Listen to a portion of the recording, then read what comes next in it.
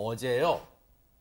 한 중견 배우분의 참 뭐랄까요? 이게 안타깝다 그럴까요? 참 기구하다 그럴까요? 그 사연이 알려졌는데 지금 이 사연을 놓고 참 사람들의 마음이 참 먹먹해져 온답니다. 하재근 평론가님. 네, 배우 김태형 씨가 네. 한 10년쯤 전에 갑자기 자취를 감췄었거든요. 아. 10년 정도 만에 이번에 이제 TV에서 근황을 밝혔는데 네. 10년 전에 무슨 일이 있었는지 그 얘기를 한 거예요. 아. 너무나 충격적인 이야기였는데 바로 2012년에 경기도 안양시에서 네. 30대 여성이 모텔에서 새 아들, 8살, 5살, 3살 새 아들을 살해한 사건이 있었는데 그때 그 30대 여성이 바로 김태형 씨의 부인이었다. 세상에. 그 내용을 밝혔습니다. 하하. 이게 무슨 영화 같은 일입니까? 김태형 씨 하면 여러분, 김태형 씨가 누구지? 이름 긴가민가 들어본 것 같기도 하고 그러실 거예요. 먼저 이 꺼내기 힘들었던 이 10년 전 일을 정말로 어렵게 꺼내신 김태형 씨 얘기를 직접 들어보시고 이어가 보도록 하겠습니다. 좋은 엄마였어요. 제 기억으로 아이들한테 잘해주고 자기가 뭐 사치를 한다던가 뭐 그런 거 없이 아이들한테 정말 잘해줬어요. 조금 아이들에 대한 게 조금 거칠어지고 짜증도 많이 내고 그건 제가 느꼈어요. 상당히 변했다. 변했다. 저한테는 아이들하고 콧바람 좀 쐬고 오겠다. 그러고 이제 아이들을 데리고 나가서 그러고 돌아오지 않은 거죠. 아내분 찾았습니다. 애들은요? 딱 그랬더니 한동안 말이 없다가 잘못됐습니다. 잘못됐습니다라고 이렇게 표현하더라고요. 그래서 어디로 좀 와서 확인합니다. 근데 그러니까 어떤 감정이 드는 게 아니에요. 그건 뭐 안 당해본 사람은 그 말로 표현을 못 해요. 그냥 뭐 패닉이죠. 뭐 그냥 혼이 나가 있는 거죠. 그러니까 열흘을 아무것도 안 먹고 진짜 술만 먹었어요. 사연을 들어봐도 도저히 믿기지가 않잖아요. 배가 아파서 10달 배가 아파서 낳은 아이들을 친엄마가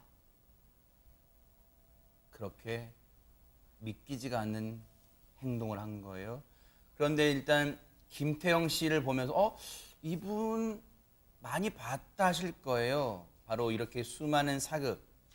정말로 아마 이 대조영의 KBS 사극일 거예요. 그런데도 많이 나오고 사극을 정말 많이 하시는 분으로 저도 기억해요. 수많은 사극에 출연하셨던 김태형 씨입니다. 그런데 어느 순간 10년 전에 호련히 우리 곁에서 자취를 감췄고 TV 브라운관에서도 모습을 볼 수가 없었는데 그러한 일을 겪었으리라고 누가 우리가 상상이나 했겠습니까? 가슴 아픈 김태형 씨한테 정말 두 번 다시 기억하고 싶지 않은 일이지만 대체 그날 어떤 일이 허주연 변호사님이 있었던 겁니까? 저 사건 처음에 보도됐을 당시에도 굉장히 충격적이었고 또 우리한테 얼굴이 익숙한 배우한테 일어났던 일이라고 하니까 더 놀라웠었는데 당시에 이런 일이 있었습니다. 일단 김태형 씨 아내가 아들 셋을 데리고 외출을 하면서 문자 메시지를 남겼대요. 근데 뭐 특별한 내용은 없었고 애들하고 바람 쐬러 나왔다. 이따 밤에 갈 거니까 걱정 말고 식사하시라. 밤에 보자. 이렇게 얘기를 했는데 그 문자를 마지막으로 연락이 두절이 됐다고 세상에. 합니다. 아내랑 연락이 갑작스럽게 두절이 되니까 김태형 씨 당연히 경찰에 가출 신고를 했다고 하고요. 일주일 만에 경찰로부터 연락을 받았는데 경기도의 한 숙박업소에서 아내를 찾아내긴 했는데 새 아들이 이미 숨져 있는 상태였다 이렇게 연락을 받았다고 하고요. 당시 뉴스에서도 많이 보도가 됐었고 피해자가 이제 나흘 동안이나 시신 옆에 머무른 걸로 알려졌고요. 제가 방법을 좀 제가 너무 가슴 아파서 말씀은 못 드리겠고 모종의 방법으로 아이들을 이제 살해를 하고 이제 사인은 질식으로 알려지고 있고요. 이후에 이 피해자가 징역 20년을 선고받은 상태입니다. 생떼 같은 자식이라고 우리가 그런 표현을 합니다. 눈에 넣어도 아프지 않을 아이들이었겠죠. 그런데 하나도 아니고 셋을 한꺼번에, 그것도 전혜연 평론가님 믿고 살았던, 사랑하고 살았던 아내의 손에 이런 일을 당했어요. 이 아이들 엄마 굉장히 좋은 엄마였다 이렇게 회상을 하셨고, 제가 사실은 관련 영상을 방송 전에 보다가 너무 마음이 아파서 끝까지 못 볼 정도였습니다. 이 김태형 씨가 아이들에게 쓰는 편지를 보는 것만으로도 편지지가 다 젖을 정도로 눈물을 흘리시던데요. 네. 이 엄마가 굉장히 좋은 엄마이긴 했지만 어느 순간부터 좀 아이들에게 거칠어졌고, 또 본인이 한참 아이들이 클 시기에 바빴다라고 하면서 시간을 많이 못 보낸 것을 또 같이 후회하는 듯한 이런 마음도 나왔습니다. 이 아내분하고 아이들이 같이 나가고 장례식 치르기까지 한 열흘 정도 걸렸는데, 그 기간 동안 아무것도 먹지를 못했고 술만 마셨다고 합니다. 그리고 사실은 내가 뭐 다른 방법을 쓰지 않고 이틀만 더 있어도 세상 떠날 수도 있을 정도로 상태가 안 좋아졌다라고 회기를 하는데요. 정말 보는 저도 이렇게 가슴이 먹먹한데 당사자인 분들은 어땠을까 참 감히 상상하기도 힘든 상황인 것 같습니다. 사랑하는 아내가 그 아내도 사랑했을 새 아이한테 왜 이랬을까요? 김태형 씨는 궁금했을 거 아니에요. 한번 들어보시고 이어가 보도록 하겠습니다. 지금도 몰라요. 그리고 그걸 정확히 수사기관에서도 정확히 밝혀내지 못했어요. 가식적이 좋잖아요. 생활비가 부족해서 극단적인 선택을 했다 뭐 이렇게. 그것만큼은 제가 못 견디겠더라고요 또.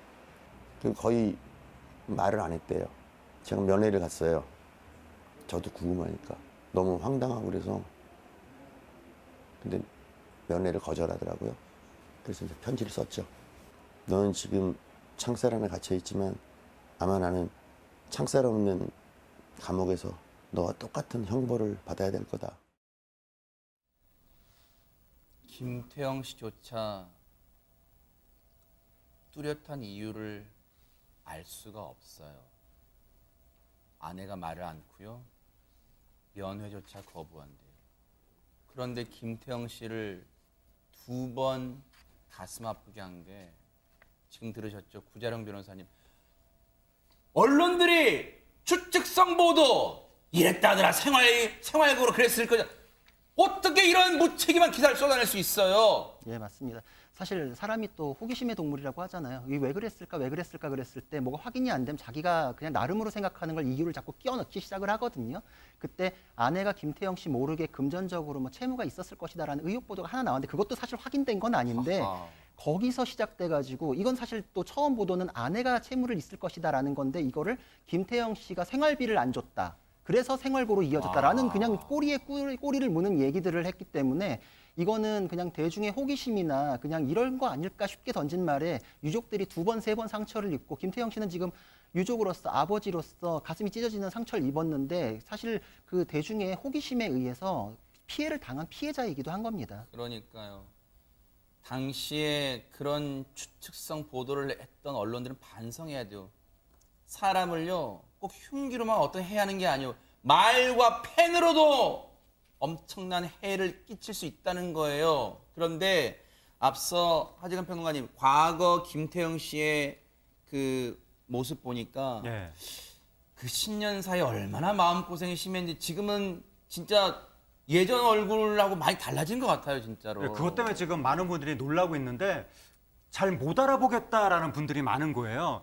예전에 이분이 드라마에 굉장히 많이 나왔었거든요. 네. 낯익었던 얼굴인데, 이분이 1993년에 KBS 15기 공채 탤런트였습니다. 그다음부터 주로 사극에 나왔었는데 네. 용의 눈물, 태조 왕건, 진짜 많이 나왔네요. 야인시대, 굵직굵직한 거네. 장녹수, 불멸의 이순신, 이렇게 유명한 드라마에 많이 나왔었거든요. 명성황후에도 나왔었고.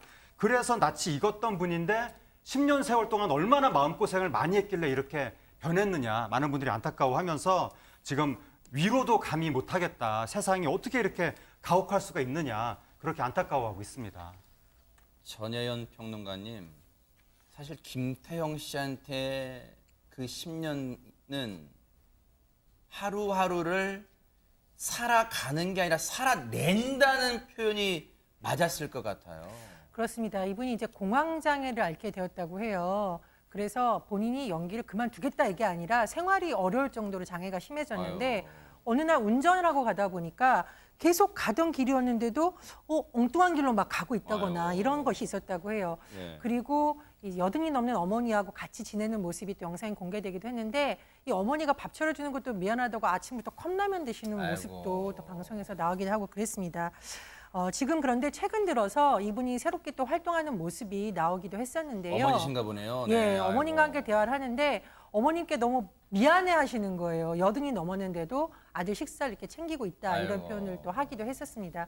그리고 뭐 10년 정도 공황 장애를 앓고 있지만 한 6개월 전부터는 막내 신입사원처럼 일을 열심히 하고 있다라는 또 소식이 전해지기도 했는데요.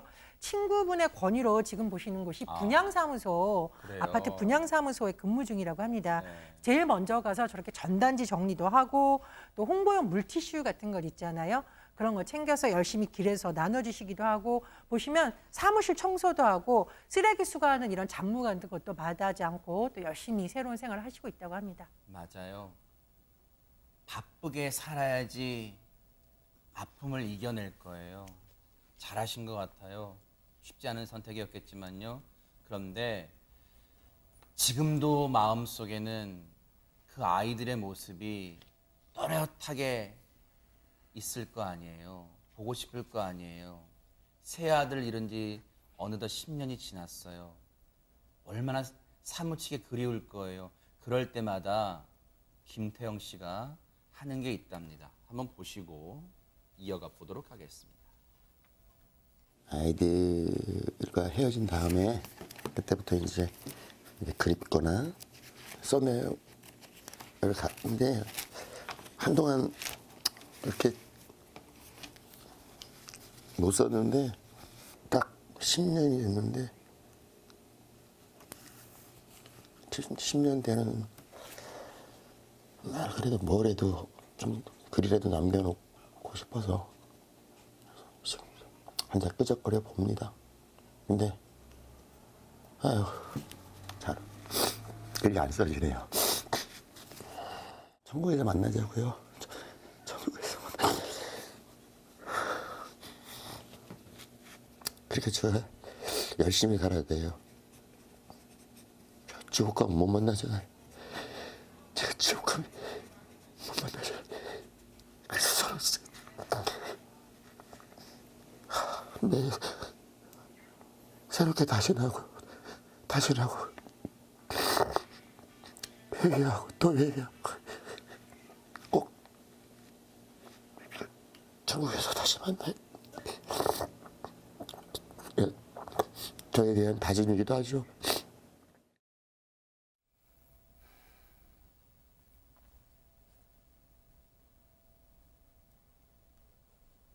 김태형 씨의 바람처럼 새 아이들은 지금 천국에 있을 겁니다. 김태형 씨도 천국 가야 되잖아요. 그러면 지금부터라도 열심히 사시는 모습 아이들이 내려다보고 있을 거예요. 그러니까 천국에서 다시 만날 날을 기약하면서 열심히 살아내시기 바랍니다. 하재근 평론가님, 자책감은 클 거예요. 아이들을 내가 지켜주지 못했다. 그러니까 이제 본인이 어떠한 행위를 하지 않았다 할지라도 부모의 마음이라는 것이 아이를 먼저 앞세웠다고 하면 일단은 자기 자신을 탓하게 되는 그런 게 있고 또 과거를 돌이켜보면서 그때 내가 이렇게 했으면 더 나은 결과가 나오지 않았었을까 이런 걸 좀 더 신경 썼어야 되지 않을까 계속 그렇게 자책을 할 수가 있는데 그렇게 자책을 하는 것 자체가 하나하나가 다 나를 향한 칼이 될 수가 있는 거거든요. 네. 그래서 아마 그 아이들도 아버지가 그렇게 자책하는 거를 바라진 않을 것이고 그럴 거예요. 네. 아이들도 이제는 좋은 곳으로 갔을 것이고 김태형 씨도 10년 동안을 저렇게 자책하면서 살았던 것 같은데 이제는 조금이나마 마음의 평안을 찾고 또 김태형 씨도 어머니가 있으니까 네. 어머니도 모셔야 되는 입장이잖아요. 맞아요. 네. 이제부터는 조금이라도 그러니까 또 저런 부모님들이 자기가 행복해지는 것 자체에 대한 죄책감이 있을 수가 있거든요. 네. 전혀 그런 죄책감을 가지실 필요가 없다. 이제부터라도 조금이라도 안정을 찾으시길 바랍니다. 김태형 씨 살아내시기 바랍니다. 이겨내시기 바랍니다. 뉴스파이터가 미약한 힘이지만 응원하겠습니다. 힘내시기 바랍니다.